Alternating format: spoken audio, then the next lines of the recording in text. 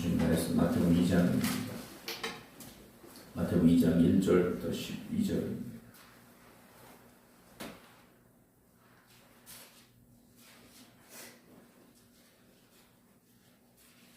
헤롯 왕 때 예수께서 유대 베들레헴에서 나심의 동방으로부터 박사들이 예루살렘에 이르러 말하되 유대인의 왕으로 나시니가 어디 계시냐? 우리가 동방에서 그의 별을 보고 그에게 경배하러 왔노라 하니 헤롯 왕과 온 예루살렘이 듣고 소동한지라. 왕이 모든 대제사장과 백성의 서기관들을 모아 그리스도가 어디서 나겠느냐 물으니 이르되 유대 베들레헴이오니. 이는 선자로 이렇게 기록된 바 또 유대 땅 베들레헴아 너는 유대 고을 중에서 가장 작지 아니하도다. 네게서 한 다스리는 자가 나와서 내 백성 이스라엘의 목자가 되리라 하였음이니이다. 이 헤롯이 가만히 박사들을 불러 별이 나타난 때를 자세히 묻고 베들레헴으로 보내며 이르되 가서 아기에 대하여 자세히 알아보고 찾거든 내게 고하여 나도 가서 그에게 경배하게 하라. 박사들이 왕의 말을 듣고 갈새 동방에서 보던 그 별이 문득 앞서 인도하여 가다가 아기 있는 곳 위에 머물러 서 있는지라. 그들이 별을 보고 매우 크게 기뻐하더라. 집에 들어가 아기와 그의 어머니 마리아가 함께 있는 것을 보고 엎드려 아기께 경배하고 보배압을 열어 황금과 유향과 모략을 예물로 드리니라. 그들은 꿈에 헤롯에게로 돌아가지 말라 지시하심을 받아 다른 길로 고국에 돌아가니라. 아멘. 할렐루야. 성탄절이 지났습니다만 오늘 본문의 말씀 예수님의 탄생 앞에 선 우리가 세 종류의 사람을 오늘 말씀을 통해서 만나게 됩니다.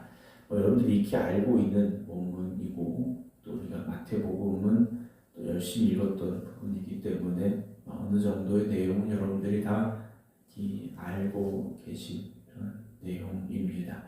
오늘 세 종류의 사람이 등장을 하죠. 먼 길을 마다하지 아니하고 예수님의 탄생을 경배하러 왔던 동방의 박사들이 나오고요. 또 그 당시 왕이었던 갈릴리 지역의 이 당시 왕이었던 헤롯 왕이 자기의 자리를 빼앗길까봐 두려워했던 그런 모습. 또 세 번째 누가 등장을 합니까? 예루살렘의 대제사장과 백성의 서기관들, 지도자들이죠. 이들은 성경에 대한 지식은 너무나도 훌륭한 사람들이었습니다. 그러나 그 말씀대로 움직이지 않았던 사람들이라는 거죠. 오늘 이 세 종류의 사람을 보면서 우리는 스스로에게 한번 물어봐야 됩니다. 나는 어떤 종류의, 어떤 류의 그리스도인인가 하는 것이죠. 마태는 오늘 2장 1절에 보게 되면 헤롯 왕 때에 예수께서 유다 베들레헴에서 나심에 동방으로부터 박사들이 예루살렘에 이르렀다라고 기록을 하고 있습니다. 이 박사들이라는 것은 단순히 어떤 우리가 요즘 알고 있는 공부를 많이 한 어떤 똑똑한 사람 그것을 말하고 있는 것이 아니죠. 그 당시에 이 박사라는 호칭은 제사장 그룹들에게 쓰여졌었고 또 지혜를 가진 사람들 이런 표현을 썼습니다. 특별히 이들은 별을 관측하는 이들이었다라고 해서 점성가, 점술가였다라고도 해석을 하기도 하는데요. 이들은 성경을 알지 못하는 사람들입니다. 중요한 건 이 동방의 박사들은 성경을 알지도 가지고 있지도 않은 사람들이었다는 거죠. 그럼 하나님은 왜 그들을 부르셨느냐라는 거죠. 그들이 알 수 있는 것이 무엇입니까? 별을 보고라고 되어 있습니다. 그들이 가진 지식 안에서, 그들이 가진 어떤 범위 안에서 그들을 부르셨다라는 거죠. 그리고 그들을 예루살렘까지 이끌어 오셨다라는 겁니다.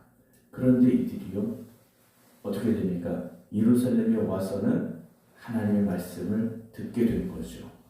이게 복음이다 라고 들은 건 아닙니다. 그러나 베들레헴에서 태어난다 라는 성경의 말씀을 듣죠.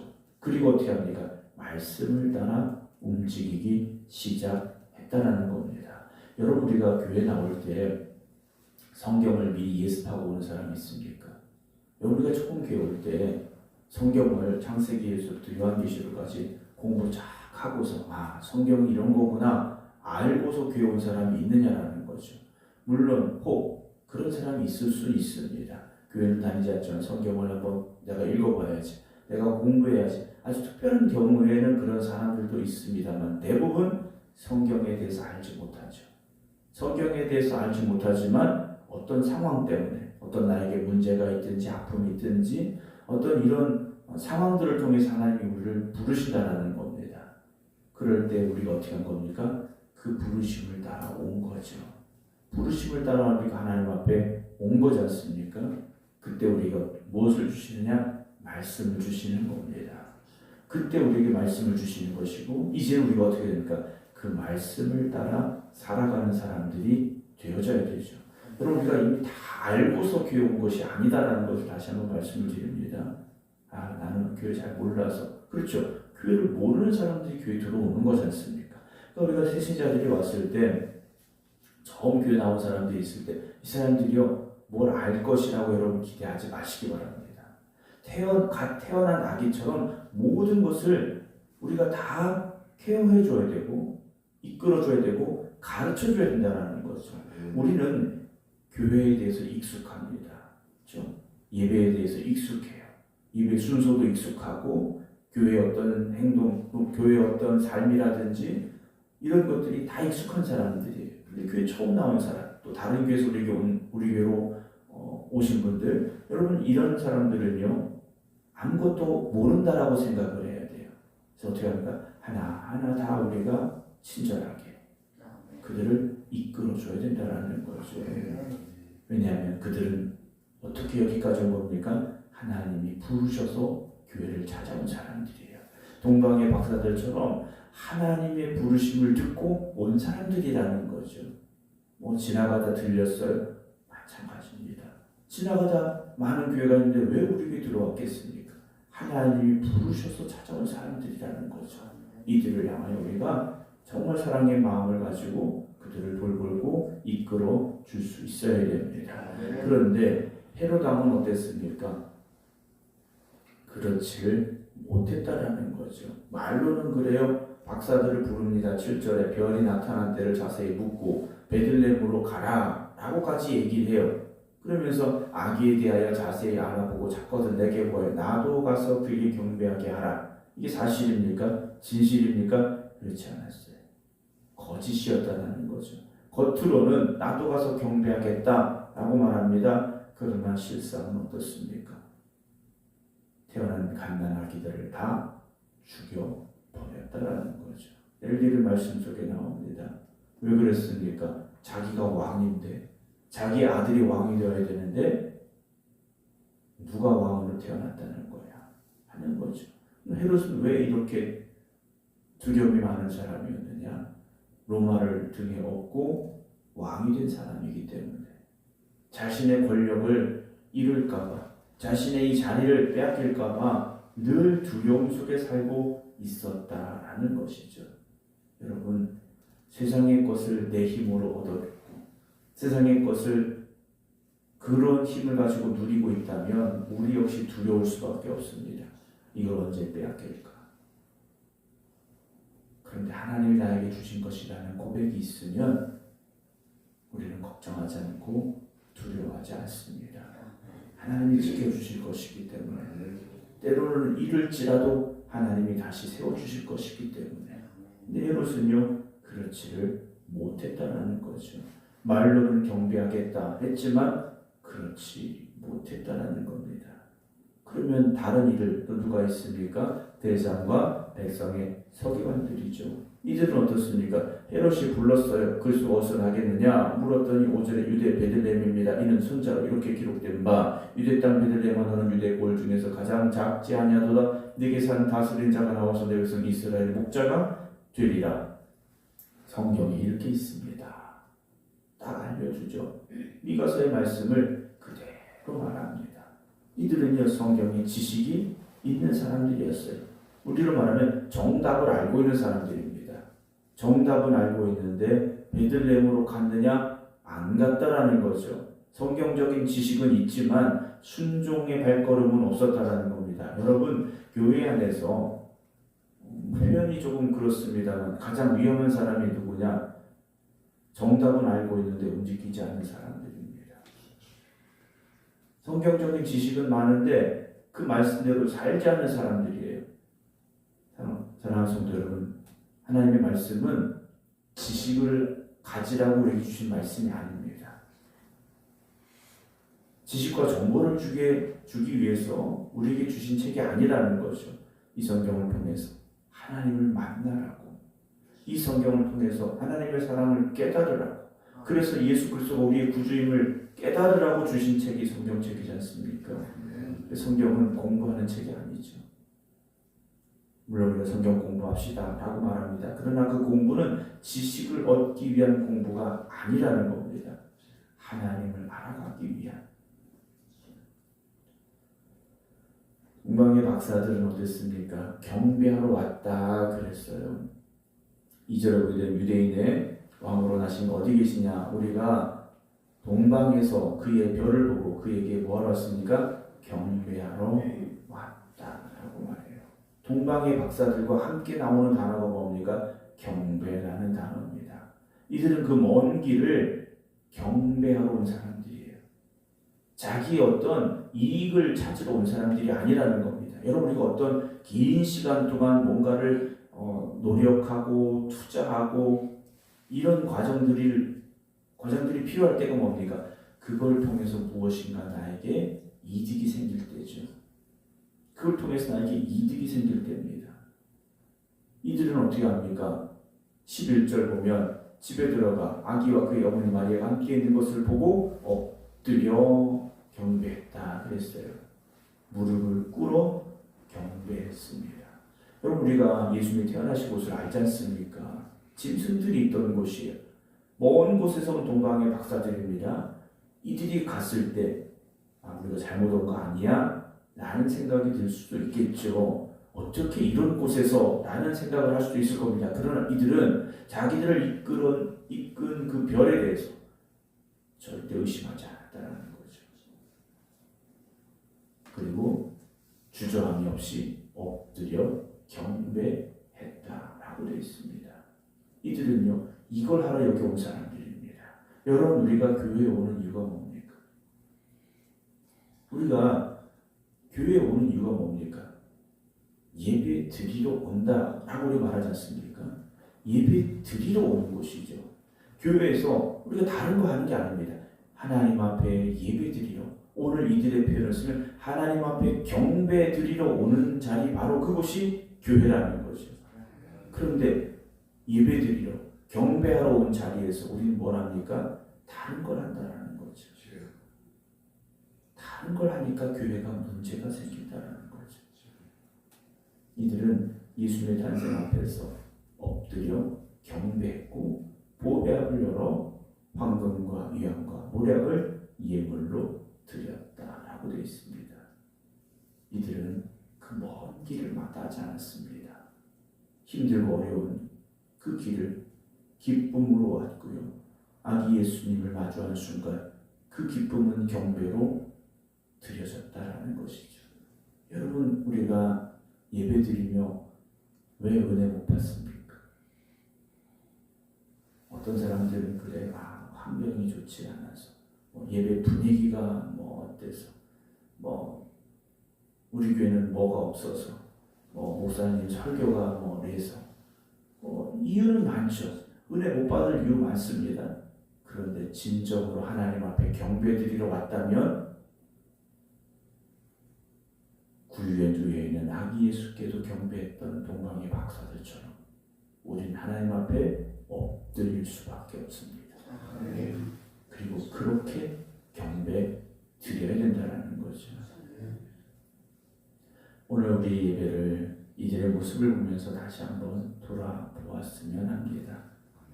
예배는 내가 하나님을 평가하는 시간이 아니지 않습니까? 그런데 우리는 예배 드리면서 너무나도 많은 평가치를 들고 있다는 거예요. 오늘 예배당 들어왔는데 안내하는 사람들이 이랬다. 차를 운전해 주신 분들이 이랬다. 뭐 예배당에 왔더니 뭐 누가 뭐 어땠다, 뭐 오늘 뭐 예배당이 추웠다 더웠다, 뭐 목사님 설교가 오늘 좋았다 안 좋았다. 여러분, 우리가 너무나도 많은 평가를 한다는 거죠. 그러나 예배는 내가 하나님 앞에 엎드리는 시간이죠. 내가 하나님 앞에 엎드리는 시간입니다. 일주일 동안 정말 하나님의 말씀 붙잡고 그 말씀대로 살아온 사람은 하나님 앞에서 엎드릴 수밖에 없습니다. 근데 일주일 동안 내 마음대로 살아온 사람들이 어떻게 주일날 예배 1시간 드리며 하나님 앞에 엎드릴 수 있겠습니까? 일주일 동안 동방의 박사들처럼 하나님 앞에 경배드리기 위해서 처절하게 그 한 주간을 살아온 사람은 예배당 문을 열고 들어오는 순간 이들처럼 하나님 앞에 엎드릴 수밖에 없는 거죠. 하나님 앞에 엎드리며 하나님의 은혜를 누리는 사람이 되는 겁니다. 이들이 어떻게 합니까? 10절에 보게 되면 그들이 별을 보고 매우 크게 기뻐하고 기뻐했더라. 기뻐함으로 예배드리는데 경배하는데 보배합을 열어 황금과 유황과 모략을 예물로 드렸다 그랬어요. 기쁨으로 헌신했고 기쁨으로 드렸다라는 거죠. 오늘 우리가 하나님 앞에 내어놓을 보배합은 무엇입니까? 우리의 시간일 수도 있고요, 우리의 순종일 수도 있고요, 우리의 물질일 수도 있겠죠. 여러분, 이들과 같이 하나님 앞에 경배드릴 수 있는 예배자들이 되시기 바랍니다. 12절 보면 그들은 꿈에 헤로데게로 돌아가지 말라 지시하심을 받아 어떻게 합니까? 다른 길로 고국에 돌아갔다 그랬어요. 이들에게 하나님께서 다른 길을 말씀하십니다. 다른 길을 말씀하셨는데 이들 어떻게 합니까? 그 길로 돌아갔다라고 되어 있어요. 여러분, 참된 예배는 무엇이냐? 하나님께서 길을 보여주실 때 그 길로 가는 겁니다. 어제 내가 이 길로 왔는데요, 조금 전에 내가 이 길로 왔는데 이 길로 가야 맞습니다. 이게 아니에요. 돌아가는 길이라도, 처음 가는 길이라도 하나님이 말씀하신 길이라면 우리는 그 길로 가는 거예요. 그래서 예배 잘 드린 사람은 어떤 길로 가는 겁니까? 하나님이 말씀하신 길로 가는 거죠. 그게 예배 드리는 사람의 모습입니다. 예배는 드렸는데 어디로 갑니까? 내가 가고 싶은 길로 가요. 내가 왔던 길로 갑니다. 여러분, 이건 예배가 아니라는 거죠. 예배는 하나님의 말씀에 나를 맞추는 겁니다. 예배는 하나님의 말씀에 나를 순종으로 맞춰가는 시간이 되어야 된다는 거죠. 그래서 회개라는 것은요, 방향을 바꾸는 것이다 라고 말씀을 드렸지 않습니까? 가는 길이 잘못됐으니까 방향을 바꾸는 거, 이걸 누가 알려주시는 겁니까? 하나님의 말씀을 통해서 알려주시는 거죠. 사랑하는 성도 여러분, 하나님은 오늘도 우리를 부르고 계십니다. 하나님 앞에 경배드리는 예배자로 부르시죠. 오늘도 주님 우리 허락하신 거룩하고 복된 날입니다. 오늘 하나님 앞에 나와 예배드림이 동방의 박사들과 같은 그런 예배, 그런 경배가 되기를 주님의 이름으로 축원합니다. 그 경배드림으로 우리가 하나님의 말씀이 이끄시는 대로 또한 순종함으로 나아가는 귀한 은혜가 있기를 주님의 이름으로 축원합니다. 기도하겠습니다. 하나님이 부르시고 택하신 저희들이 오늘도 하나님 앞에 나왔습니다. 또 각자의 자리에서 하나님 앞에 경배드립니다. 우리의 예배가, 우리의 경배드림이 동방의 박사들과 같게 하여 주시옵소서. 오늘도 우리가 익히 알고 있는 말씀이지만 말씀 속에서 우리가 다시금 듣게 하시고 말씀 속에서 깨닫게 하여 주시옵소서. 우리가 가져야 될 예배자의 모습이 무엇인지, 우리가 예배를 드리고 또한 어떻게 살아가야 될지 우리가 깨닫게 하여 주시옵소서. 오늘도 이 성전을 축복하시사 이 성전에서 진정한 예배드림이 있게 하여 주시옵시고 하나님 앞에 진정한 경배드림이 있게 하여 주시옵시고 말씀을 듣고 세상을 향해 나아갈 때 하나님의 말씀에 순종함으로 나아가는 결단이 있게 하여 주시옵소서. 이제는 우리 주 예수 그리스도의 은혜와 아버지 하나님의 무한하신 사랑하심과 성령님의 감동 감화 역사하시니 오늘도 진정으로 하나님께 경배드리는 예배자가 되겠습니다. 기도드리는 모든 성도들 위해 이제부터 영원토록 함께 하시기를 간절히 축원하옵나이다. 아멘.